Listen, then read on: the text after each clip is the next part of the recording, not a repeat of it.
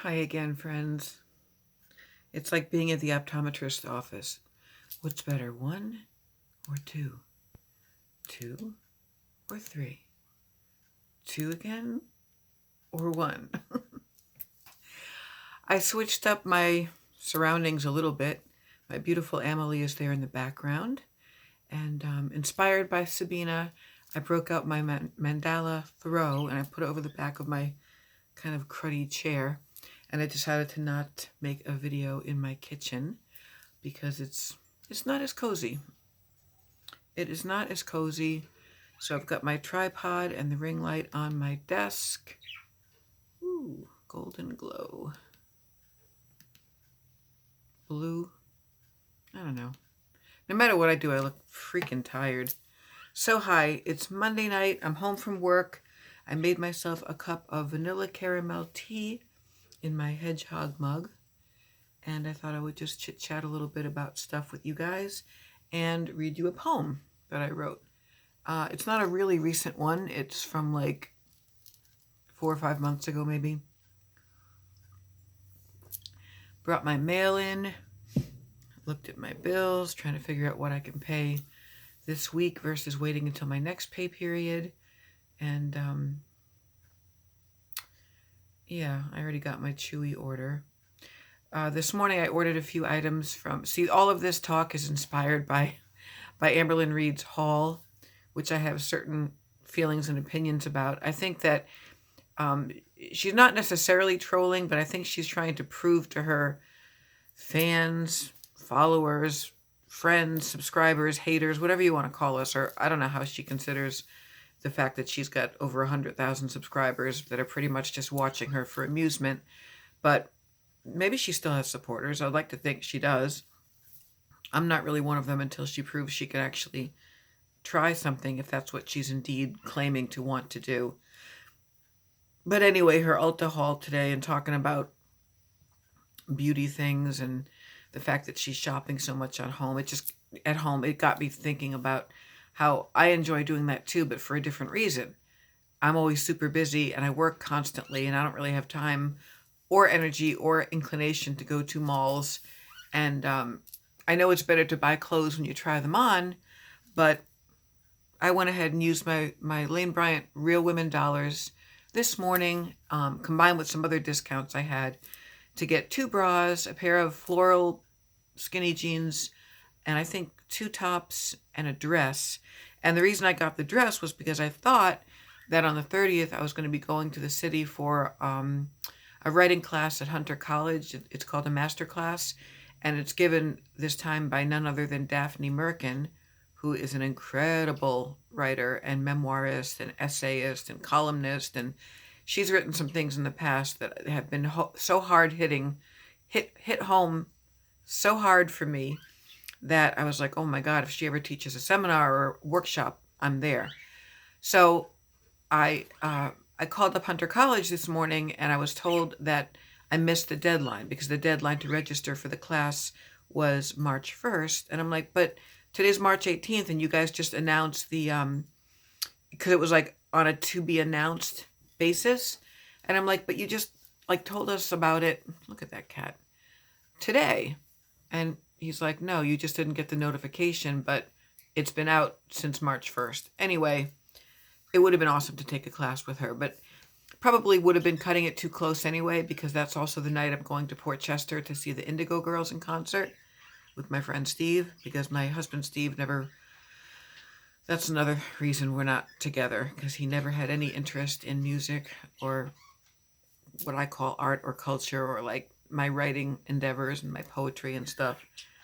Not that that makes him a bad guy, but you can't really be always with someone that doesn't share any of your interests, you know? I mean, my friend Steve isn't exactly, well, I'm going fucking bald, an Indigo Girls fan, but he's a really good sport and he's a good friend and he's willing to go with me just so I don't have to go alone.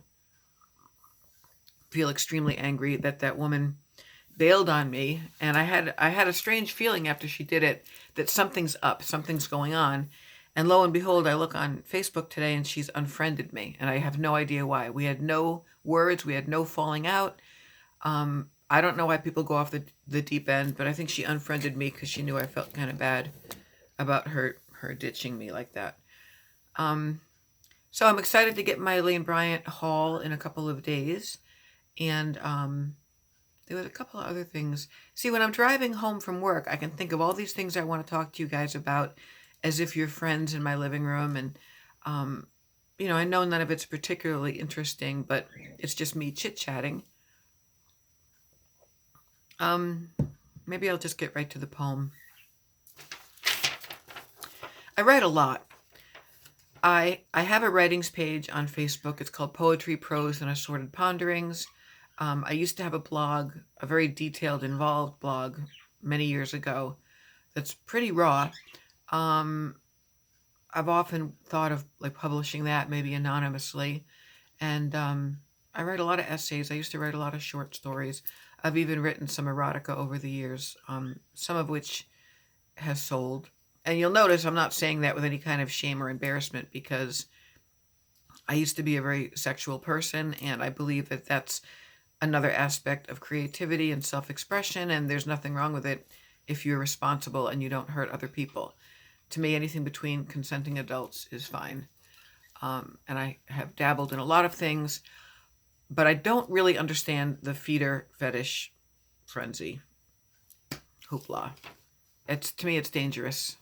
It doesn't promote people being their best selves, but if I ever get too boring, y'all can just look at my Emily. She's so cute. I love my girls. The other one is named Ava. So as you can see, I am an authentic person. I'm wearing makeup, but I didn't even put my root cover touch-up stuff on because I want you to know that this is part of my menopause and my thyroid disease. I lost a lot of hair, and I continue to do so. And I can't afford, I have insurance, but I can't afford to go and deal with like cosmetic Rogaine type things, which aren't really that good for you anyway. So I try to fluff it up, and I change my part around, and I use product on the top of my head, but I'm out of it right now. I've got to order some from Ulta, speaking of ordering things. And I'm now 7.5 minutes in, and I've said nothing, but I just ramble because this is the way of the ADD brain. I realized last night after I rewatched my video where I was talking about when I got married and stuff and I was pregnant, that I didn't even finish my thought when I said that I was holding my bouquet in front of my stomach because I was pregnant with my son. And it's really funny when you think about getting married, whether it's a church or a town hall, and you figure that at least afterwards you're going to go out for drinking and celebrating and eating and stuff. And I was so morning sick and nauseous, and of course you don't drink when you're pregnant, but we went to a Chinese place and I just sat there like trying to not get sick. I had a lot of morning sickness with both my pregnancies, but and 2 C-sections, but extremely healthy, wonderful children. Oh God, ramble, ramble, ramble. This poem is called Right Brain Types. It is the task and the passion of the artist to observe life, to create. Sorry, I'm going to start over. Wow, that's like really unprofessional, really unpolished. Right brain types. It is the task and the passion of the artist to observe life. To create is to be a student of the world around them and the one within, to describe it in paint and pen, words and works. The artist sifts and deftly shifts reality from one plane to another like a clever juggler, and rearranges the subtle lie of there being only 5 senses. The artist translates life into songs and drawings and those many, many poetic longings. They see by closing their eyes for a vision more clear in the soft darkness of mind. They look, absorb, and inhale deeply, then exhale their souls, in songs, in scrawlings, in sculpture, in prose, leaving the rest to those left brain types, I suppose. I write poems like that a couple times a week. Usually I'm most inspired between the hours of like 2 a.m. and 7 a.m., but then I wind up being very sleep deprived. Anyway, I hope you enjoyed that. I did my dishes. I changed my cat box. I never did get to the laundromat. I got to mail out some bills tomorrow and pick up my prescription, which got reshelved, and I have to go back. And God damn it, there were other things I wanted to mention, but I have forgotten. Maybe I just like the sound of my own voice too much, or just think that I have something interesting to say. Oh, that's how you make it brighter. This is dimmer. Oh yeah, this is... that's better. I should have done it that way the whole time. Yeah, I do like the warm light. I think that's supposed to be like a candlelight setting. So, yeah, that's what's going on. I've been watching a lot of YouTube lately. Really just still amazed by the different flavors of the reaction channels and how we're all trying to help that girl. And her every last video just becomes more and more of a falling down the rabbit hole of like, is this real life? Like, how is this real? How is this woman so deluded that she's still saying things like kind of fat and I'm kind of a big girl, and, you know, hiding behind all of her different compulsions and impulses. And I'm not saying it's wrong to shop, and I'm not saying beauty products are wrong, or even, you know, clothing hauls, but like all of us are waiting on pins and needles for her to see a doctor, a therapist, an obesity specialist, go to a clinic. Forget about Dr. Now. This whole business of like, oh, you're headed for Dr. Now. Everyone who's 600 pounds doesn't just get accepted by Dr. Now. Like, you have to be convinced of your own desperation and rock bottom, and you don't want to die, and you're willing to make enormous, no pun intended, changes. I don't really see her doing any of that yet. I think she's shown glimpses in the past of being really afraid and petrified, but then she's uncomfortable in those feelings, and so she goes back to some kind of a distraction. Well, I'll eat something because that makes me feel better, and I'll buy something, and I'll, you know, I mean, what does a person do when they don't work and they're a professional YouTuber and they know that thousands and thousands of people don't like them, but yet she has to put out content to get the money to feed her addictions, and all the while spinning this not even so clever web that she's okay and she's in control and she knows what she's doing. It's like I see her as someone pushed up against a wall, and instead of admitting defeat and saying, okay, guys, I need help. You know, it's not a crime to be obese, but it's morally wrong to lie all the time and manipulate people and lecture your subscribers and be snotty and arrogant and smug. And oh my God, the gaslighting and the cognitive dissonance is just, it's really intense with her. It is. I really believe she has a personality disorder and probably mental illness and maybe some, you know, trauma from her past, whatever. We all do. I certainly do.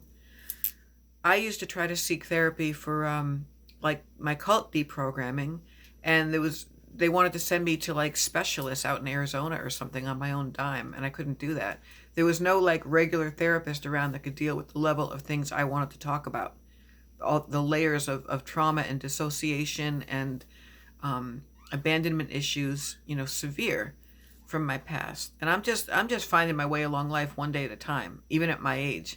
I really have no clue. I'm winging it, and I'm trying to help myself by staying on my meds and acknowledging my limitations and my strengths and what I'm up against, and definitely avoiding alcohol, because that was horrific for my bipolar. I believe that Amberlynn Reid has no business saying that we don't have any business saying that alcoholism is not unlike food addiction. I don't think she has binge eating disorder. I think she has food addiction. That's clear. But until you can admit you're an addict, and it's never someone else's job to say someone else is an addict, because the only way you can get help is by knowing that you're too far gone and you need help. So I don't know if Overeaters Anonymous is for her, or some of the medication that's available that curbs appetite, or something like keto, which helps control prediabetes and insulin resistance, which is why her knuckles are so brown, and she's got the dark rings around her neck and stuff. I get tired thinking about her and talking about her, and it's like I'm sad, I'm frustrated, I'm angry, I'm apathetic, I'm disgusted. I'm like, what are you doing? But we can't help her. We can't help her. It's just to help herself. And Becky needs to want to either get out and save herself or help her girlfriend by saying no, you know. And maybe that's already starting to happen. Maybe Amberlyn Reed really is housebound and bedbound, and she's just getting food delivered, you know, because grocery stores do that. I think Walmart maybe does it. You can order anything online. There was an experiment that I saw recently online where a person lived in their home and like never left and got everything delivered and like never had to leave their home for anything. It was like a social experiment. It wasn't like they were agoraphobic or anything, but it's like technology gone wild. Nobody really does anything for themselves anymore.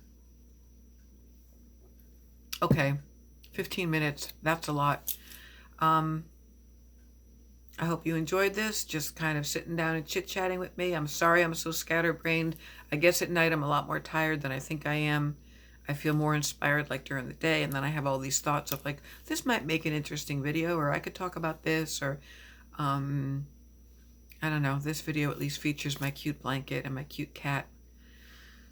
I don't know. And the fact that I'm at least using a ring light and a tripod now, but I still have to do computer editing.